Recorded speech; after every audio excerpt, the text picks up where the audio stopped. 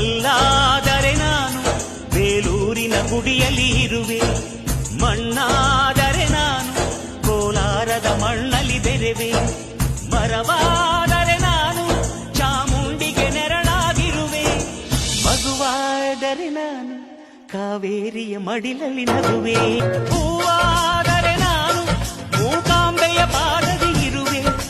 ಹುಲ್ಲಾದರೆ ನಾನು ಆ ತುಂಗೆಯ ದಡದಲ್ಲಿ ನಲಿವೆ, ಮಳೆಯಾದರೆ ನಾನು ಮಲೆನಾಡಿನ ಮೈಯನ್ನು ತೊಳೆವೆ,